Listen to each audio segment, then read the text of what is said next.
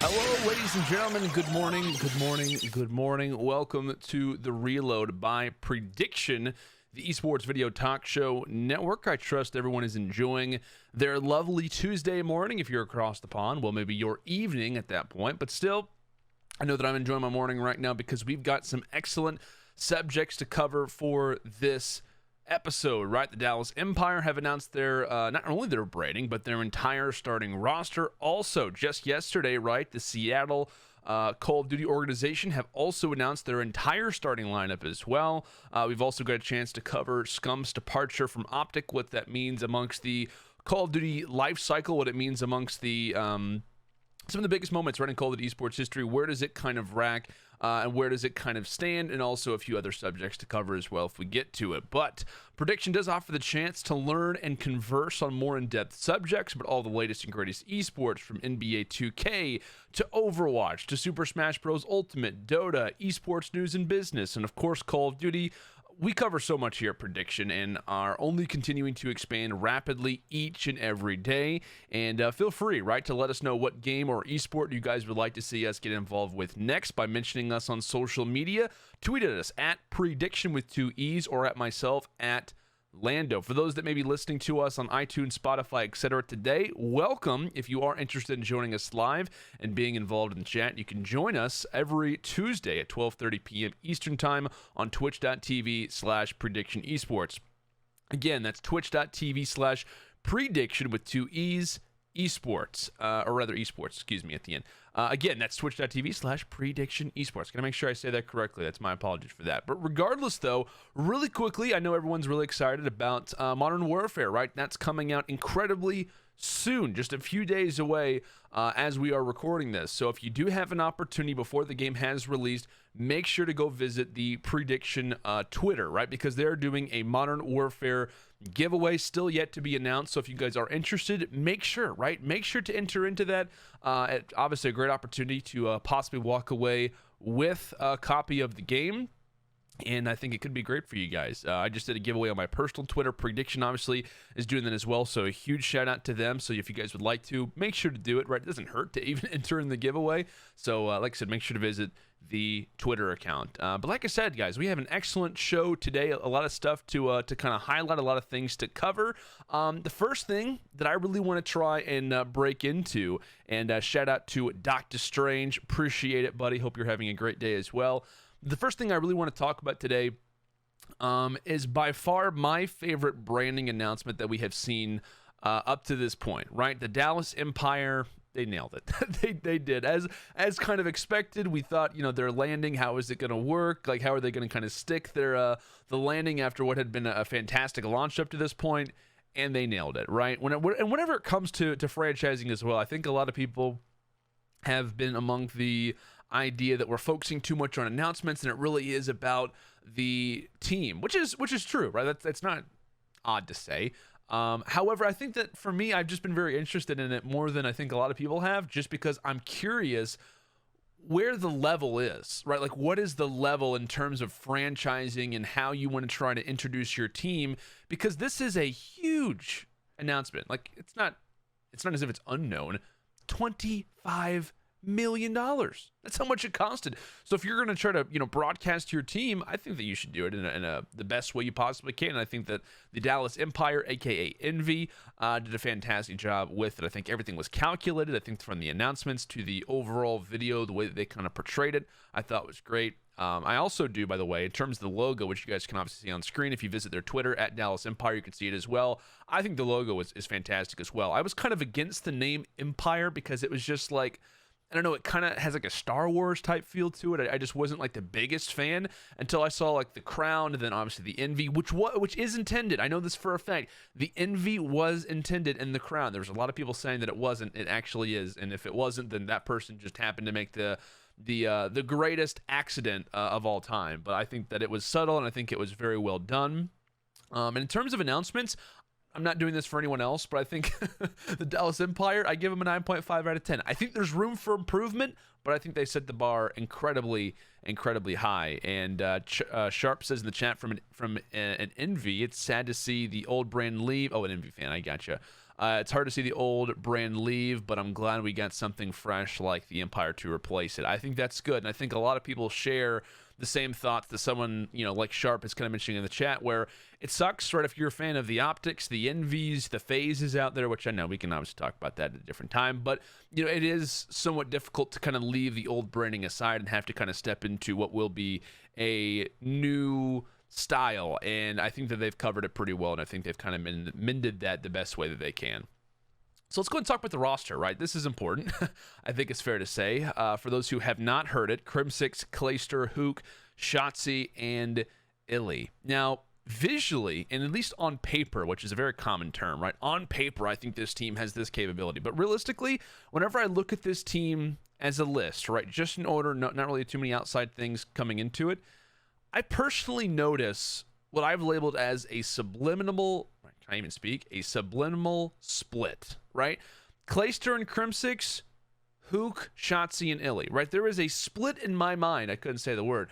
There is a natural split that you think of whenever you think of this roster apart from one another. I think of the veterans, and then I think of the newer talent. I do. I think that in some ways, for me, there is a difference between the veterans and the new school guys, right? You talk about for Clayster and Crimsix, combined 48 if you include Frag Cup, 47 major championships, 4 world championships, 2 guys who exist in the top 3 of overall earnings in Call of Duty Esports history.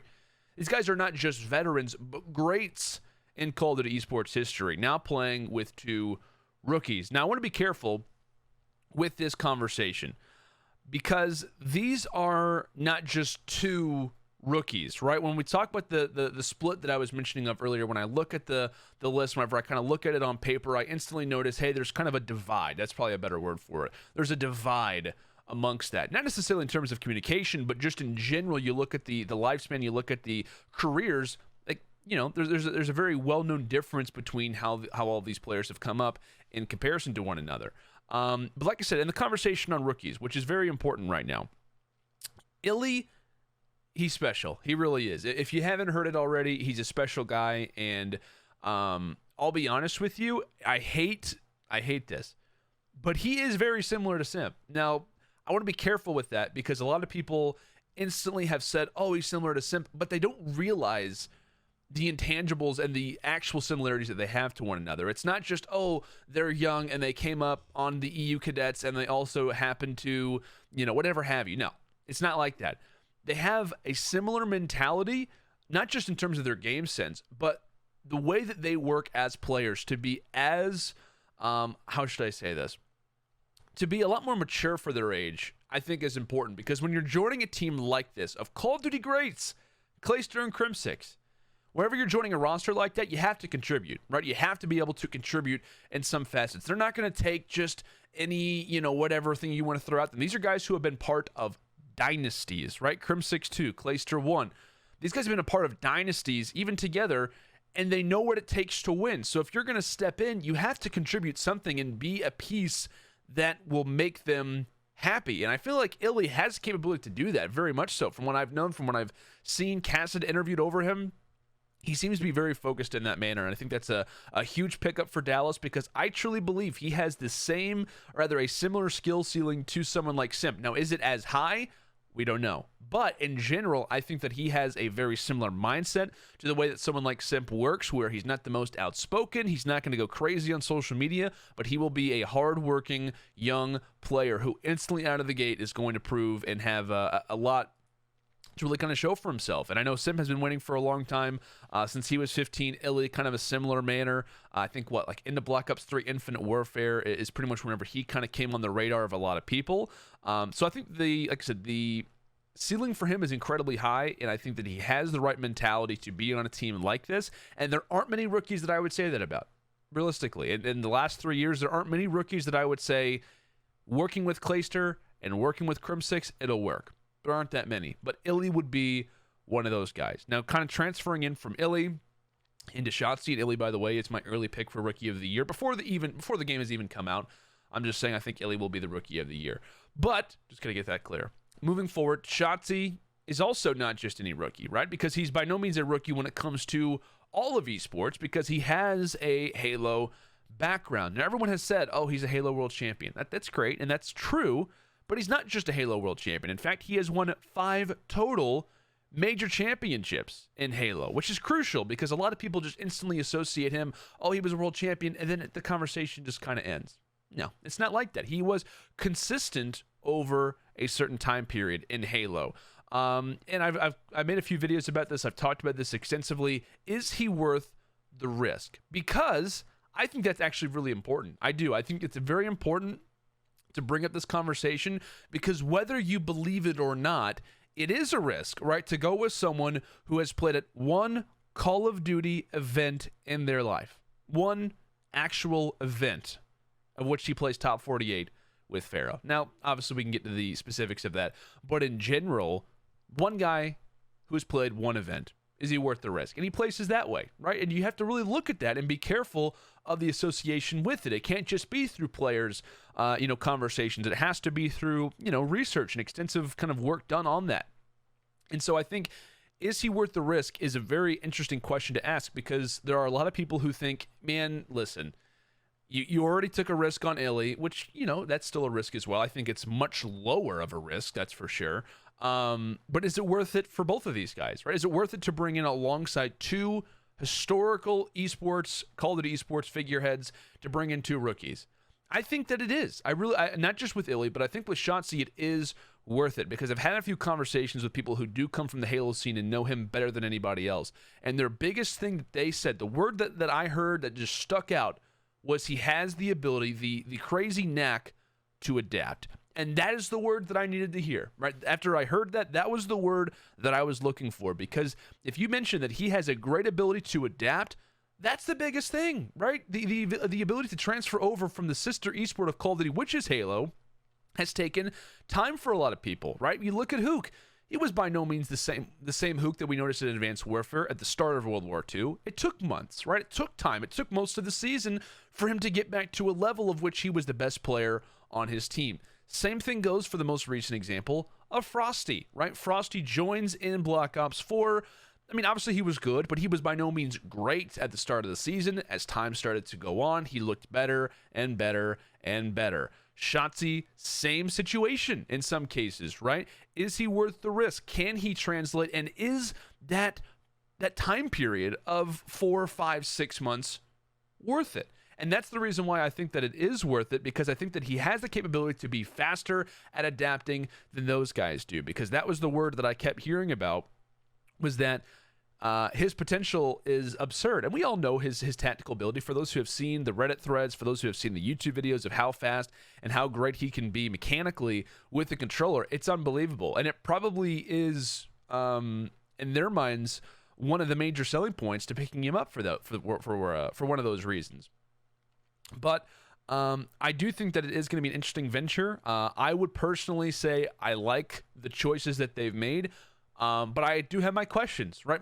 I would say top 5 teams that I have, who I have questions about moving into the CDL, Dallas Empire's on that list because of Schatzi. I think he has the capability to be a huge option for this team. And, if he were to translate as fast as someone like Formal, of which it took a few months, even at that, and maybe less because it just took a while for him to finally get on the radar of a lot of players out there, it could be scary how fast he translates. Who knows? He could be possibly the rookie of the year, depending on, a few other players that could be out there. Maybe you get a guy from the bench who starts to really perform. And obviously, one of his biggest pieces of competition is going to be the guy who sits just to his right in Illy. So I think it should be interesting, and I am really looking forward to this Dallas roster.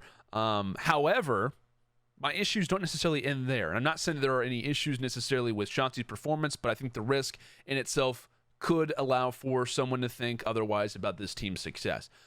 But where do I see issues already? Well, I think the ARs in some cases are a tad weak. I do, right? And I think for me, one thing that I also have a little bit of a worry about is the word arguments. Now, careful, right? You have to be careful whenever you say the word arguments because, hey, Clayster has already tweeted that Clayster and Crim6, we've already talked, we've already had conversations, we kind of like where things are at. I get it, right? I totally get that argument. I understand the tweets that have come through, and I'm really happy to hear that they've already had conversations about arguments that could be coming in the future. They're aware of the problem, and I think that's important.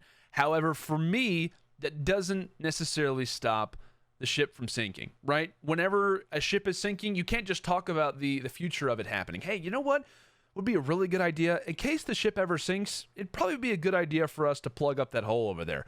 Yeah, it probably would be. All right, well, you have a good day. Okay, it's one thing to say that we're going to do it. It will be another thing to do it. So I think that for me still waits to occur. So I'm happy that we're talking about it.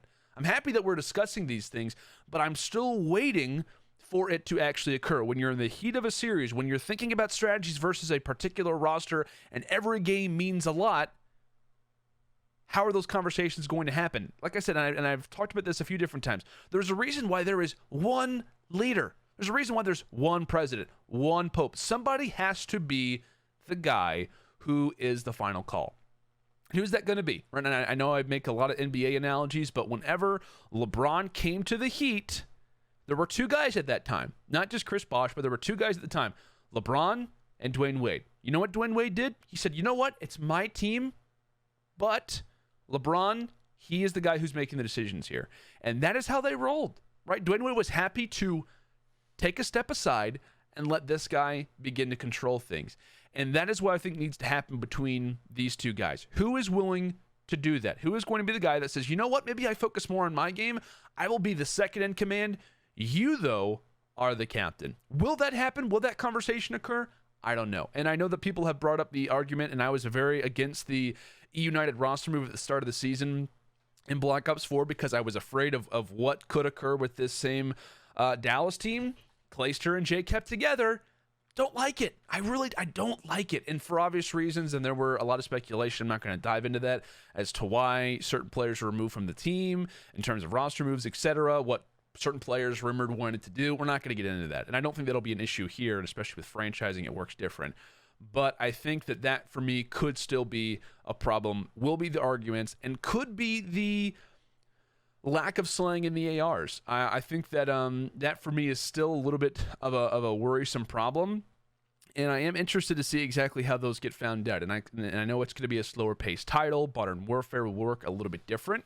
So I think for their sake, I think they hope for a slower title. You know, granted, Schatzi, fast mechanical player. Illy can kind of work in a multitude of different systems. Hook, known as a faster player. But I think generally, I think you want the title to be a little bit more slower than fast if you are this Dallas team, because I think that you really want the ARs to possibly be influential, and if so, that will work more to a Crim6 and Clayster style, because obviously, not the greatest seasons last year. Crim6 has made it known that by no means would he like to replicate the year that he had in Black Ops 4, so you slow things down. Maybe he gets back to his old self, if you will, or maybe gets back to a better kind of state of mind, a better state of play, and that could really change things a lot. But I do worry a little bit about the team. And I will say, this is something that I haven't brought up yet, but I want to hear maybe chat's thoughts on this one as we get ready to move into the next topic. But even considering the cap, right, for this team, because obviously Clayster and Crim6, two household names when it comes down to Call of Duty. There's a reason why we're in the 40-plus championships, the 4 world championships for these guys. They have the brand. They are the face. No question about it. They played for the biggest and best brands that esports has to offer in terms of Call of Duty. They're not cheap. Hook, I'd imagine, also not cheap either. By far, it has been kind of the face for the NV franchise or for the NV team for a long time. What happens if Illy becomes Simp? Right? What if Illy becomes a player that is top 5? What if he has a breakout season and instantly becomes one of the best players in the world? What happens then? Because now you've got Clayster, you've got Crim6, who are both going to be on high contract, I'd imagine. Then you have Hook, who probably is on a solid contract as well. And then what if Illy lives up to the expectations that we think he is possibly at? I'm just saying, I have no idea, obviously, what that would look like, but just in general, that is something to think about. And there's a reason why I haven't really mentioned this, but I think that this has the capability to maybe move pieces around next year, which I know it's already early to start talking about that. But in general, you know, that could be a conversation saying, hey, we have 4 players who are very highly paid. Is that going to affect our bench? Do they care? Who knows? But I think in general, it's important to at least have that thought in the back of the mind, because that could be a problem maybe moving forward. But it is interesting. I like the Dallas team. I'm excited to see what they do, and I think they had, by far, for me, the best brand announcement that we have seen up to this point. Now, let's go ahead and stray away from Dallas and now head over to Seattle, right? This team was announced yesterday, as of the recording, I think. Yes, Seattle did announce yesterday, so super excited to kind of talk about this team, and I want to hear the chat's opinions on this one as well. Like I said, if you guys are joining us on iTunes, Spotify, whatever it may be, feel free, right, to be involved with us in the chat, twitch.tv/Prediction Esports. We're live every Tuesday, 11:30 p.m. Central Time. That's 12:30 p.m. Eastern Time. But I want to hear your guys' thoughts on the Seattle team, because I'm really interested in this one. And I don't know how I feel. I really don't. I don't know exactly how I feel about this team, but we'll talk about it regardless, right? We'll talk about it a little bit more. So, like I said, this is a big one, right? Because they instantly announced the entire roster at once. And I will say, from a media standpoint, it's hard. It's hard to pretty much be up to bat right after the big swing that Dallas just had. So I think a lot of people I saw on Reddit were like, announcement was good, slightly underwhelming. Well, you talk about probably in what will be the best announcement in what could be. It'll at least be top 3. Dallas Empire's announcement. It's going to be hard to live up to the same standard that one just gave us. So I think in general, it was difficult for Seattle, but I think the video was great. Really enjoyed that. And for those who have not seen as of yet, the roster does consist of Octane, Karma, Enable, Slacked, and Apathy, along with Coach Joey Nubsy. And like I said, the video I thought was good. Really enjoyed it. I thought it gave a decent perspective on things, and I'm excited to see what they can do. Chat, first reaction, Aston_CA says the subs are weird. Sharp says for Seattle, things could go terribly south, but they have the potential of being very crispy come champs time. I like that. Very crispy. That's a good word. I might have to use that one from time to time. Very crispy. Does anyone else share the same sentiments? Because I'm starting to get on board with that.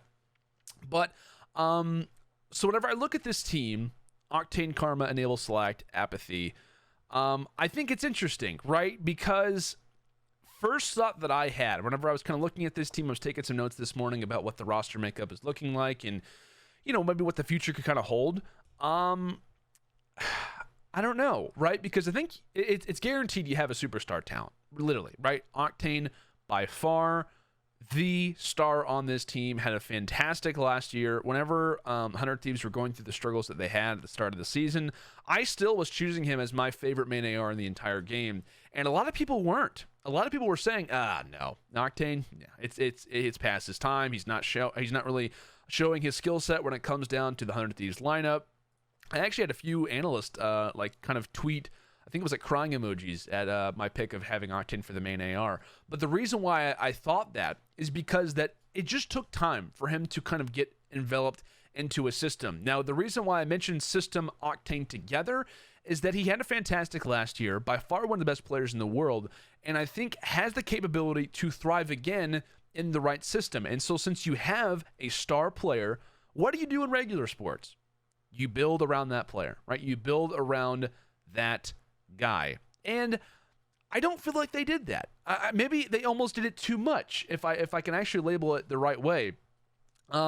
Because I think you need pieces to kind of complement what you have already, and I think that they did that, but like I said, I think they did it maybe a little bit too much. I feel like they have a ton of players, or a ton of pieces rather, to help complement Slayers, but they don't have those next level Slayers, if you kind of get my point, right? I think Slacked and Apathy, both underrated players, but throughout their recent careers haven't been the stars of their team. I mean, based off stats, you can obviously associate Slack from time to time, but generally, those aren't the guys that you really kind of call on in times where you need help. Nacho in the chat says, yep, Seattle is a team that needs to scale and get to the late game. I like that. Actually, that's a really good point. I get the League of Legends reference. I like that. That is true. A lot of people are talking about during champs time, this is when that team can really kind of start to really thrive. But in general, the same kind of, for me at least, goes for Enable. As I talk about Select and Apathy, the same goes for Enable. He was looked upon not as a leading Slayer for 100 Thieves. he was looked upon as the glue. He stepped up when necessary, very similar to what I labeled as the karma role. So the fact that they are now on the same team with one another is interesting. So the same goes for Karma. Obviously a talented player, but he wasn't the number one option. None of these guys prior to Octane, or except for Octane, were the number one option for their team. That for me is crucial. I just think that you have a lot of players who all come from a background on assisting. And Aston in the chat says, but he had superstars in 100T. Yes, he has he has big names, but they will struggle to slay. I agree with that. Nacho, I think we're all kind of on the same line of thinking. I don't think anyone's kind of out of the ballpark, if you will, with their predictions on this roster. We all get it, right? Octane, the major slayer. Rest of the guys, great pieces. But we talk about franchising and the way that some of these rosters have been constructed. It is not just one primary player. It is a multitude of guys that can step up. At least those are the rosters that we're having conversations about in terms of being top level teams. So like I said, I think based off some of the rumored rosters, I think you need a heavy Slang 3. And I think for Seattle, you're obviously looking at Octane, who I think will be fantastic. And then what? You're looking at Karma, and then maybe Apathy or Slacked. And I know that KD isn't the most important thing, but I wanted to look at something in particular for this, because for me, this is important. Looking at Pro League, here are the KDs for Seattle this season, right? Looking at the team KDs, averaging them up, and I know they were on prior rosters and different teams, but you get my point. Pro League, the most consistent time period. I felt like that was a good time to kind of grab from. The team average with Octane in, and considering, like I said, Karma, Apathy, Slack, Enable, everybody, 0.97 with Octane, who had like a 1.1, 1.2, something like that. So a 0.97 team KD with Octane. Without Octane, it was a 0.93. It's not the greatest. It really isn't. And so if you're looking at slaying without your best player, and I know it's KD, everyone as of recently is so against the idea of KDs, and I understand it. It's like looking at points per game and not looking at anything else. But at the same time, you have to be careful whenever you're thinking about Slang. You really do. You have to be careful, because not necessarily does Slang have to come first, because I think, and I'm always someone who is very careful whenever I associate KD, and I want to be careful about teams and players and how they mesh with one another, because I think this team will mesh well with one another. But it comes to a point where you have to have Slang in the same aspect. You can have a group of guys who work together very well, but if the Slang does not exist, how great is the chemistry going to be? The chemistry and the Slang have to coincide with one another, and they're meant to complement one another. You have too much of one thing, you lose the other. You have to be careful with that. Now, I think that in general, I like the team, but I think I would have been a bigger fan of this roster if they could have filled in one more top Slayer or one more young Slayer into the team. I would have loved this team with Illy, to be honest with you. But I think this team does have their positives, right? I think that's not unnoticed, right? Obviously, you have someone like Enable, who I think will be the in-game leader. He has experience with Octane. He has an experience with a winning culture. But I don't think he has anyone to convince that culture of, right? It was a big thing in 100 Thieves because he needed to convince players to the 100 Thieves system. I think in this roster, you don't have really anybody that you need to convince that of. You know, I don't think that you're going to need to convince anybody to say, hey, guys, we really need to focus. Let's kind of act as a unit. I don't think you're going to have that problem. And with this roster, I think you've got a lot of guys who all look to do something somewhat similar. And I also do worry a little bit about this. And the reason why I mentioned a young Slayer, is because of the age on this team. And you have to consider that when it comes to franchising, right? Because obviously it is a more permanent system. The roster that you have is probably the roster you're going to have by the end of the season. And we don't know all the details on that as of yet, but regardless, though, the team that you have right now is kind of the guys that you're relying on, or what you should be relying on for the next few seasons, right? This is a team that you should be somewhat confident in that way. And I do feel like Seattle did go a little bit old with the lineup a little bit. Now, I got to be careful with that because I think that having veterans are important, but I think that you do need some young talent, right? You need something to kind of invest in, something that you can kind of muster up and work on, right? I think we kind of know what we're going to get from this lineup in terms of Slang. We've seen what these guys can do over their vast careers and what they've done over their time. But I think you do have to look at it and say, you know what if we brought in a young player on this team and really kind of worked them through what we've got going on right now? Because I think it would be perfect. Now, the average Seattle player's age is the highest that's been announced up to this point, which is 24 years old. Dallas, London, Minnesota, New York, their average age, 22. Paris's average age, 21. They also possess the oldest, youngest player, which I know kind of sounds odd, but the youngest player on Seattle is 22. Dallas, 18. London, Minnesota, New York, 20. Paris, 19. So like I said, you're not really funneling anything up. And I think with the roster that you have, I think that a young star, 20 or younger, to rely on would be perfect. I think if you threw a Dylan, I think if you threw an Illy, obviously Simp and etc., like you can throw in a number of different young guys. But I think if you put in a young, talented SMG player, preferably, it would have been perfect because you already have the culture. I think you have a good culture going. And I think if you put a player in a lineup like this, it's almost a dream because, hey, I get to work alongside someone like Octane, plus I get to work with guys who have the resumes that they do. Imagine if a young star got placed here, like I said, alongside Octane, alongside with the support of a player like Karma, Apathy, Slack, Enable. They've got you, right? They're willing to invest in you.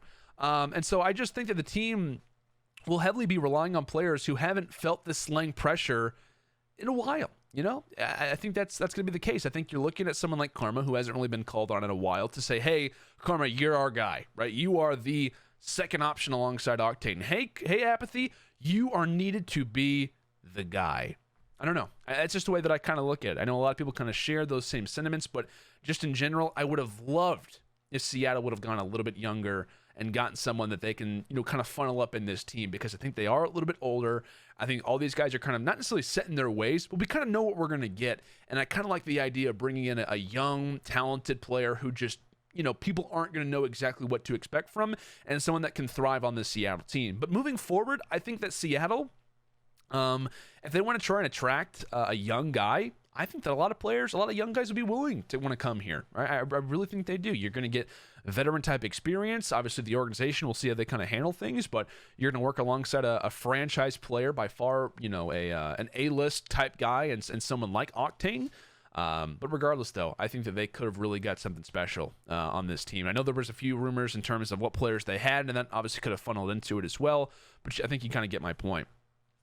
Shat the Format, he says, I love the franchising and the young bucks to come. Nacho says 1 or 2 young guns would be nice. And then Aston said they missed big time on the 2 from Chicago. And Nacho also mentioned Kleenex. That's actually pretty interesting. He was indeed fantastic at champs. And then that's a really good point that Kearley brings up. What if Octane does have a bad series? That does scare me as well. I'm glad that Kearley brought that up, because Octane was Mr. Consistent on 100 Thieves. But what if on the Seattle team he has a bad map? Who do you look at then? Right? Who are you looking at to put up just the numbers? I don't know if you kind of have that person. Who knows? But like I said, I think we had some good conversations about Seattle. We talked about them so long that we have to kind of run through what is one of the biggest storylines in Call of Duty history. I know it's been some time, but I think it is important to still kind of reflect on it. I want to kind of, hit this before we do close things out today. But Scump has officially announced his departure from the OpTic gaming brand. After 7+ years of being on OpTic, the time has finally come to leave the brand. And which I know, in general, you're still kind of keeping, from what we know, the same kind of infrastructure. It sounds as if he's going to Chicago alongside Hex. So you're kind of keeping the same people, but the brand itself, it's crazy, right? It is crazy to think that eventually, whenever we were kind of looking at Scump throughout his come up, I personally entered the scene, the esports side of things, really in Black Ops 1. So for me, I was like kind of there. Like for me, if someone's coming in the scene this year, it's like, hey, I grew up watching Illy. I grew up watching Simp. Personally, I kind of grew up watching Scump. And I know a lot of people kind of have had that same opportunity, but like I said, people who their first year of watching competitive will be like, hey, I got to watch Illy and his come up. For me, it was I got to watch Scump, and by no means did I ever really think after he joined the OpTic brand that he would ever leave it. And I think a lot of people kind of felt that same kind of notion about it, that God forbid that he would ever leave this team. And obviously in the situations that are given, we'll call it the Hex no longer in control type moment that obviously occurs. It is what it is. But I think that it is interesting because OpTic really has pretty much carried the scene for a long time. They have, right? It's no secret. They have been the foundation for what has kind of kept Call of Duty afloat through its very rough years. As much as people want to go out and say, oh my gosh, man, the jetpack era, it was lovely. It was some of the best times we've had in Call of Duty sports history. No. It was a good time. I liked moments throughout the jetpack era, but people who say Advanced Warfare, one of the best Call of Duty titles of all time, Infinite Warfare, one of the best Call of Duties of all time. Stop. It's not true. We all know that it wasn't. In the middle of the title, people were quitting. They hated it. They said that they didn't like it. Obviously, we look back now and we say, oh my gosh, there were so many good maps, there were so many good moments, but in general, nobody was saying that as the title was going on. I liked AW the competitive year, but the game itself, it was hard to watch sometimes. There was a ton of events going on, but there was a reason why we kept watching. Did we enjoy the game? At least back then we didn't. But why did we watch? It's because of the OpTic storyline. It was because of the storylines that were presented. We were stepping into a new era of Call of Duty, and we were getting to watch the team that was so heavily coveted in Call of Duty esports, which was, can this team win a championship? Right? And it was so interesting to kind of watch over the seasons to see if they could finally do it, what would happen, the stories that occurred through it. And, one guy, of course, alongside Hex, but Scump was the one who was consistent, right? He was the consistent guy throughout this entire period. He was watching it. He was experiencing it. He had been through pretty much every lineup that they had went through over the years. And it is hard to see. It really is. It's hard to see. As often he was a load carrier. He went through a lot of different periods where he had to kind of transition his role, right? He was the guy. Then he had to step away a little bit when Formal's time was kind of coming up. And then he had to, answer the call again. There was a lot of different moments of which he had to constantly respond and be the stable guy for the boys in green. But we talk about his time under OpTic, 20 plus major championships, 2 X Games gold medals, a world championship, 7+ years under OpTic. That's history, folks. It is. And often we don't talk about history in esports because of how fast things are moving, especially in Call of Duty, title after title after title. I feel like we just left Advanced Warfare just a few seasons ago. It's been some time. It's been like 4 years. Esports moves fast.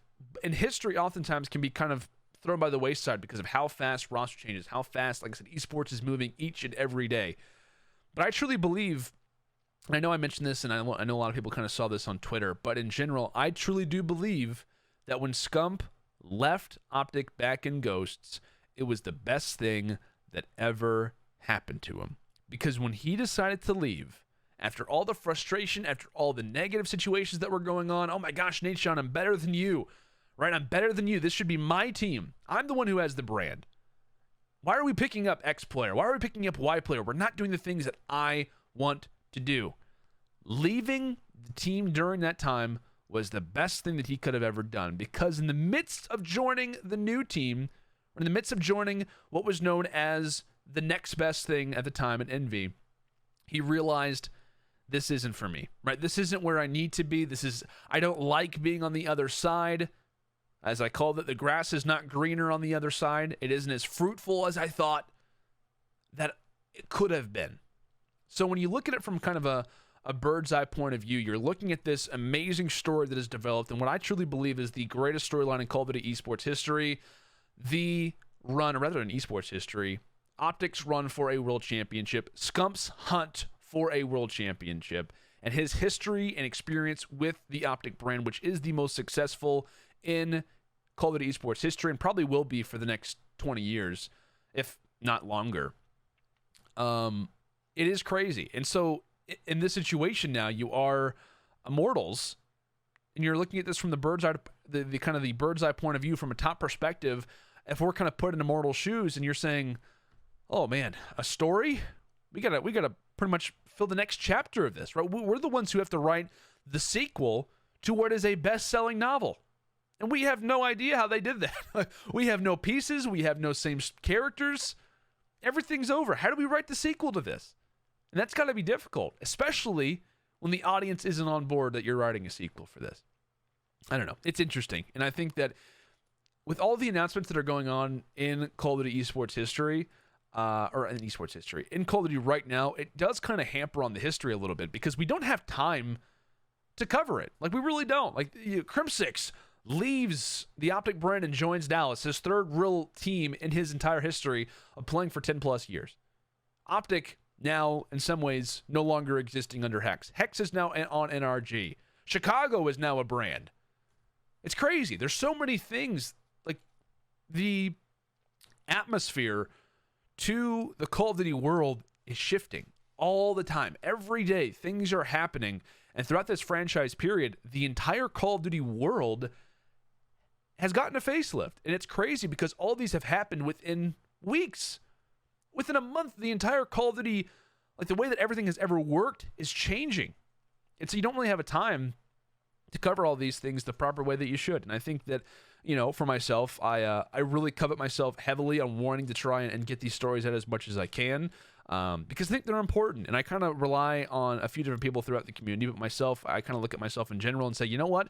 Someone has to cover these stories because these are some of the best that will ever happen in esports. And if no one's around to tell them, then no one's ever going to know how influential they were. And so I think that it's important to cover these things and to talk about them. And I know it's been some time, but I think it is crucial to cover the OpTic and Scump thing. And it deserves really it deserves much more of a conversation than just one of the topics in a podcast. It deserves a much more in-depth look, a ton of different interviews, things like that to really kind of dive into it. But I don't know. I think it's interesting. I think we'll have to see what obviously happens. Obviously, there's rumors that he'll be joining Chicago alongside Hex, which should be interesting. So I'm really looking forward to that and what the storylines and, you know, what's going to kind of happen for the future of it. But guys, I know we're really ahead on time. Really quickly, before we go, Chad, I'm looking at you. Best/worst confirmed logo so far, right? We've got 4 of them. We've got the Royal Ravens. We've got the Dallas Empire, Los Angeles Guerrillas, and the New York Subliners. What are the thoughts? It's kind of weird to say the New York Subliners. Obviously, it's been a rumor for a long time, but I've never really said it out loud before. But what is the best/worst logo? You guys get to go.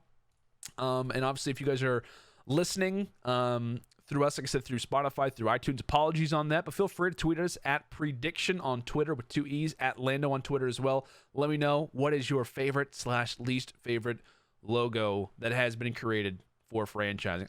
I'll be honest. I think Dallas for me is currently winning. I like Dallas a lot. I think it's good. I don't know. I'm thinking about the worst one, and for me, it's between Guerrillas and Subliners. I've said this actually before. The Subliners one's kind of growing on me a little bit. I don't know though. It's gonna take some time. Instantly, everyone hated the NYXL logo in the Overwatch League, and then it started to kind of grow on people. I'm still not a fan of the NYXL logo, but the NYSL logo, I don't know. It's interesting. Be honest, I'm not a big fan of the Guerrillas logo, and I've heard that there could be more that could be coming out from them. I don't really know what's happening with it. I don't. I'm interested. I like the color scheme, but it's for me still, I don't know. I think that favorite has got to be Dallas. In second, I think I've got the Ravens in terms of good. I think I've got Subliners in third and Guerrillas in fourth. I don't know. It's just the way that I'm looking. Chat. Scott X98 says, I think Dallas is the best, NY is the worst, although I like NY's color scheme. Agreed with that. Aston said NY can just burn with the name and the logo. Subliners, definitely unique. Nacho says best, Dallas worst, NY. Okay.